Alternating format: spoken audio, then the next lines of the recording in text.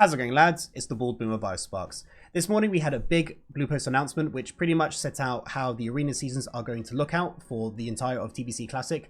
And whilst there was a lot of detail in terms of how certain requirements need to be met, there were four major things that pretty much stuck out to me in particular, which range from very good to a bit questionable. So we're just going to break them down and pretty much get it out the way.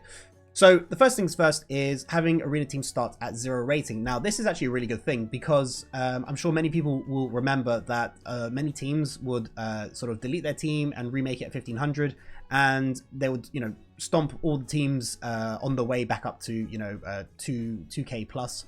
And what this actually caused was like a big inflation in actual rating. And again, I did another whole video about the sort of benefits and the drawbacks of what the ELO system back in the day actually looked like, and how it didn't really make the most out of considering individual player ability. So I think the fact that now we're starting at 0 and you have to work your way up, and you build your particular character builds its internal MMR rating, which realistically basically means that whenever you make a new team, if you are judged to be a 2k rated player, when you make a new team and play with new people, you will be matched against on average with alongside your teammates and be around 2k rating every single time. And then you'll basically just get massive amounts of arena rating until the system puts you back close to 2k rating and it starts to balance out a little bit more.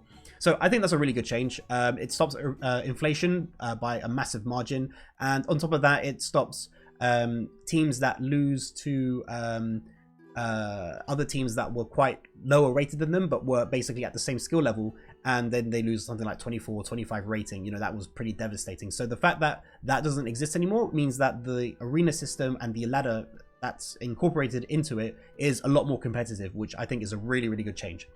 Now the next thing that kind of drew my eye, and I think the wording is a bit weird, but I hope this doesn't mean what I think they're saying, but I really want to see some clarity in terms of this.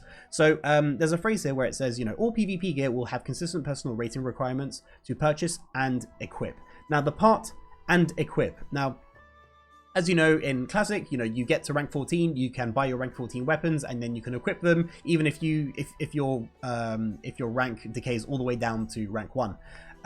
Same thing in TBC Retail, where in seasons 3 and 4, if you got your arena rating and you had the arena points available, then you could buy the item and wear it at will, pretty much.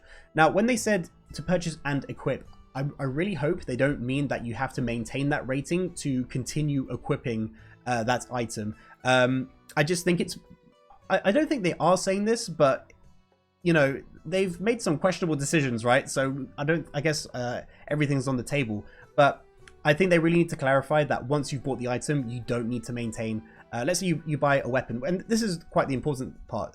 Weapons in general, like sometimes they're part of classes. Pre-raid base or actual raiding best in slot for that phase, or they come like very, very close second. So if if a player is quite unlucky in their raids, if they do really well in the arena, then they at least get rewarded with a weapon that they can use. Now if they don't maintain that rating, I think it would be a really, really bad design if for some reason, if they have a bad week in the arena and suddenly they drop below 2050, then suddenly the game's like, oh sorry, you're not eligible to equip that item anymore. So I don't think they're saying that, but the wording is a bit weird there. So I just want some clarity basically to make sure that that isn't the case. And I've seen some people on Discord actually getting a bit worried about it. So I think for everyone's sake, I think they just need to clarify that small little part, and after that then it's fine. The fact that they're introducing personal ratings in season 1, I don't have any problem with that. Actually, it's something for players to work towards and aim for, and at the end of the day, it makes buying those weapons and shoulders that much more meaningful because you have to go out of your way and really push and earn them. So yeah, I'm really happy with that change, just apart from that little bit of bad wording.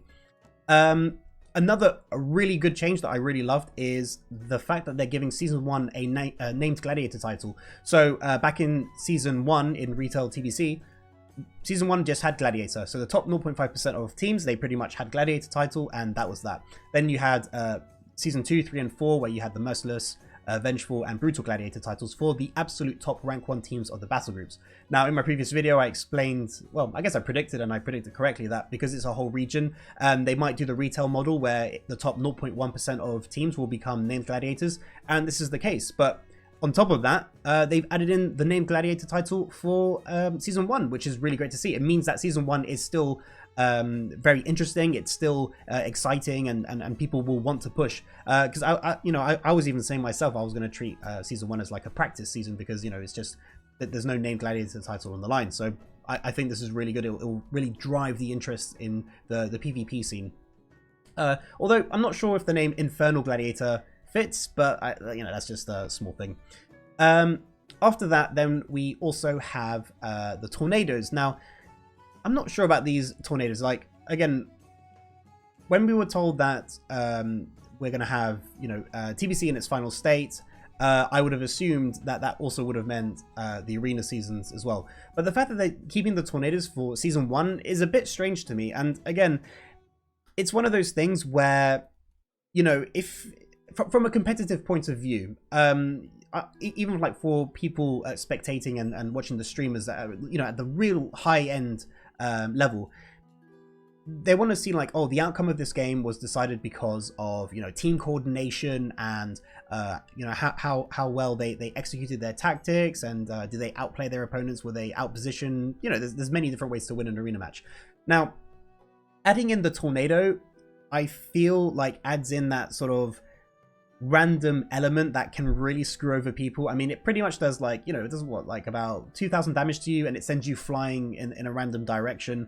And what if you get sent into a direction where you're suddenly really out of position, and the team just focus you and blow you up and you die? And if that didn't happen, then the match might still have been 50-50, or you may have been in dominating the match, and just at the snap of a finger you just lose the game. I think from a competitive point of view and spectator point of view, I don't think that feels good. I don't know. I've always been someone that believes that if you execute something perfectly well and you time your CC and your silences perfectly, and you should get rewarded by that, by winning the game or securing the kill or whatever the case it may be. And having this tornado, I mean, again, it's only in the Nagrand arena, but again, like, I've always seen Nagrand arena as the best arena. It's just flat terrain, 4 pillars, and you just have to duke it out. And having that tornado in there kind of puts that random element in there, which I'm not really sure I like. I don't know, it's up to you guys. What do you guys think of the tornado?